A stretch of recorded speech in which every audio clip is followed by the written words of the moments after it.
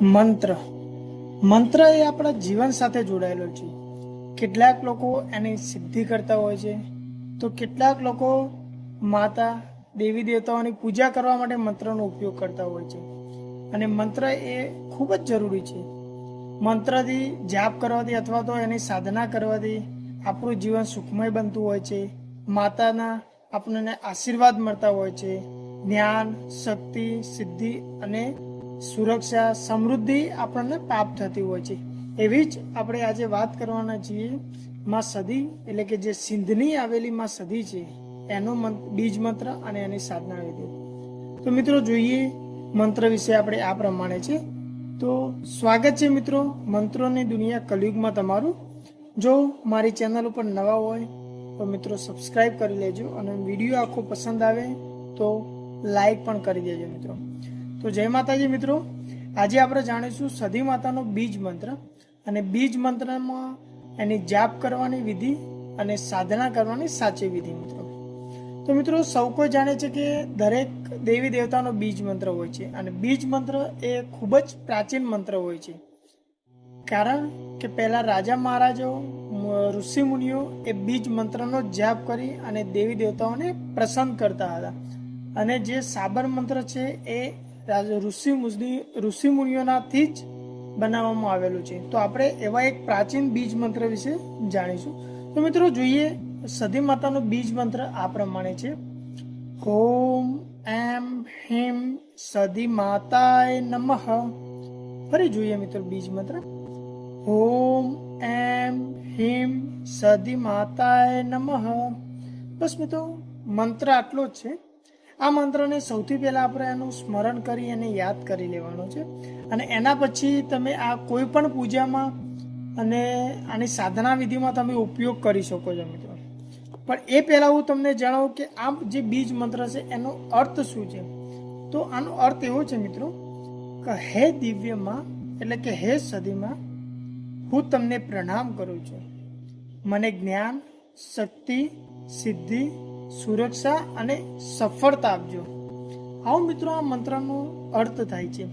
મંત્ર નાનો જ છે, પણ એમાં જે શબ્દો છુપાયેલા છે, જે અર્થ છુપાયેલું છે એ ખૂબ જ મહત્વનું છે મિત્રો.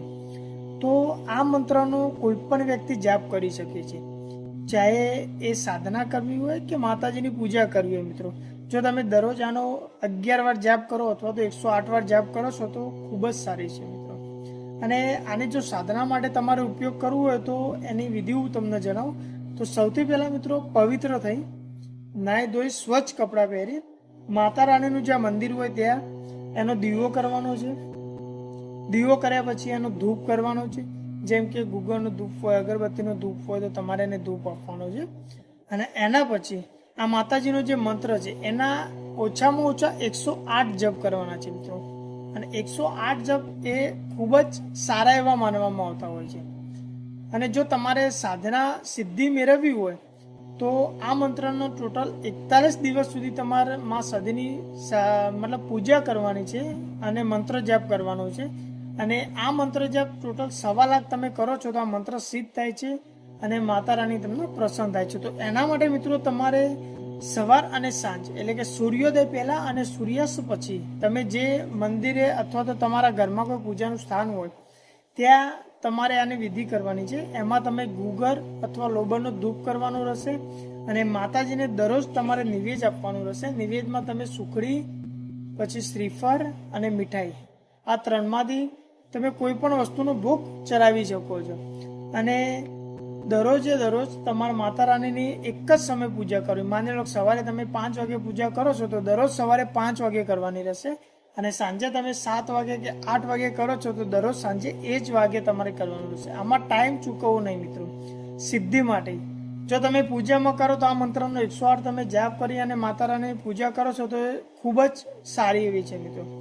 બીજું કે તમે જો આની સાધના કરતા હોય તો 41 દિવસ સુધી તમારે કોઈના ઘરનું અન્ન કે પાણી પીવાનું નથી.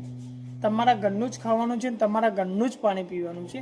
અને બીજું ખાસ મિત્રો કે પવિત્રતા તમારે જાળવી રાખવાની છે, એટલે કે બ્રહ્મચાર્યનું પાલન કરવાનું છે મિત્રો. એ ખાસ ધ્યાન રાખવું. અને 41 દિવસ થાય એટલે માતાજીને જમાડી અને એના જે દૂધ છે એ આપવાના અને માતાજીના ફૂલ કે એવું અર્પણ કરી અને માતાજીની સારી એવી આરતી કરવાની રહેશે મિત્રો. આટલું કરવાથી તમારી સાધના પૂર્ણ થતી હોય છે. અને ઘણીવાર એવું બનતું હોય છે કે સાધના દરમિયાન તમારી પરીક્ષા બી લેવામાં આવતી હોય. પરીક્ષામાં એવું થતું હોય કે ઘણીવાર તમને એવું થાય કે આ થશે કે નહીં થાય. તો મિત્રો એ વસ્તુ ખોટું છે. તમે કોઈ પણ સાધના કરો છો તો તમારા મનમાં એક નિશ્ચિત હોવું જોઈએ કે હા મારે આ કરવું જ છે. એક વિશ્વાસ ખૂબ મહત્વની વસ્તુ છે. જો વિશ્વાસ નહીં હોય તો કોઈ પણ મંત્ર તમે સિદ્ધ કરશો તો એ કામ કરશે નહીં મિત્રો. તો વિશ્વાસ બનાવી રાખવું. અને બીજું ઘણીવાર એવું બનશે કે તમારા જે સમય મંત્ર જાપ કરવાનો સમય થશે એ વખતે બીજું એવું કામ આવશે કે તમારે એના વગર ચાલે નહીં. તો એ સમય ખૂબ સાચવીને ચાલવું. અને આ જે તમારો નિષ્ઠાન તમે કરવાના છો 41 દિવસનું અનુષ્ઠાન એ ચૂકવવું નહીં મિત્રો. એ ખાસ ધ્યાન રાખીને કરવું. અને જો તમે આટલું કરો છો તો 41 દિવસની અંદર માં સદી તમને સાક્ષાત્કાર અથવા તો પ્રત્યક્ષ રીતે યા તો સપનામાં તમને દર્શન આપી અને તમને આશીર્વાદ આપે છે. એના પછી તમારે કોઈ પણ કાર્ય કરવું હોય તો તમે આ બીજ મંત્રનો ઉપયોગ કરી શકો છો. ઘણીવાર એવું થાય છે કે માતા રાણી તમને વચન માગવાનું કહે તો તમે વચન પણ એની જોડે માગી શકો છો. અને આ પ્રમાણે તમે માં સદીની સાધના કરી અને મતલબ એને રાજી કરી શકો છો. જો તમે સાધના ના કરો તો આ મંત્ર જપથી એની પૂજા કરવાથી મા દેવી પ્રસન્ન થાય છે, જેના કારણે તમારા ઘરમાં સુખ સમૃદ્ધિ આવતી હોય છે અને તમારા દરેક મુશ્કેલીઓ દૂર થતી હોય છે. તો મિત્રો બીજ મંત્ર એ ખૂબ જ મહત્વનું છે અને એનો દરેકને જાપ કરવો એ ખૂબ જ જરૂરી છે. તો મિત્રો આજે આટલું જ. આવી અવનવી માહિતી માટે મારી ચેનલને સબસ્ક્રાઈબ કરજો. અને જો મિત્રો મારો વિડીયો તમને પસંદ આવ્યો હોય તો લાઈક કોમેન્ટ જરૂર કરજો મિત્રો. જય માતાજી, જય મા સદી, જય મા મેલડી.